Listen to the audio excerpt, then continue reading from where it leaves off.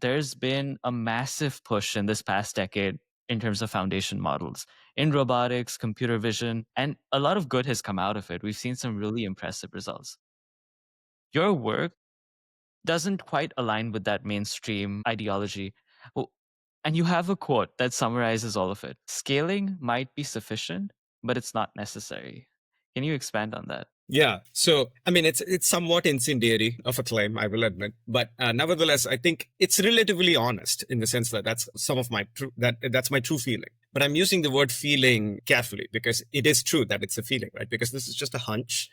This is not. I don't have evidence to actually back this up. There is no evidence to back up any stance on this debate because it's a very much an unsettled debate at this point. So, but having laid out that caveat, because I wouldn't be a good scientist if I claim and talk as if I have evidence for this. So I want to make it clear that this is just my hypothesis and my personal opinion.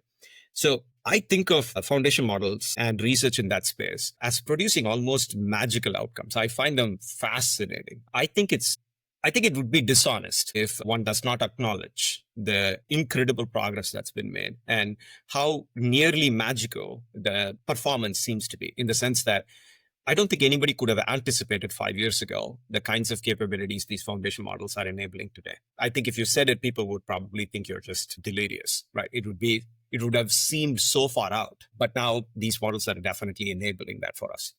So this is exactly why part of my quote talks about the fact that it might be sufficient, because right now it almost feels like if you just figure out the challenges of how to keep scaling, if you figure out the challenges of how to make the engineering and the systems complexities work, along with the algorithmic challenges of scaling, you really might have something that looks like a generalist robot that can do a variety of things, right? And I have no bone to pick there, right?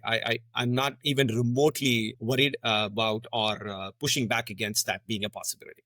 But my argument is about, I don't know if I'm convinced that that's the only route. So that's why my argument is largely about necessity. So why I'm not convinced is, once again, part of it is essentially looking at how humans and animals learn, right? So I know nothing about biology, but biology does inspire me a lot, in the sense that I can't help but think about how we tend to learn, how animals tend to learn in general. And to me, it doesn't look like scaling is how we are doing it. There must be alternate mechanisms to make this happen. And this is from just an intellectual perspective of like curiosity of what are these other techniques that is not just reliant on essentially the scaling. Very intuitive way to think about this is, I'm not sure if I really need my robot to be able to quote Seneca if I want my robot to just clean my dishes. That seems unnecessary. But at the same time, I will acknowledge that right now we don't know how to encode common sense into robots in any other way, shape, or form. The only way we know how is let them read the entire internet.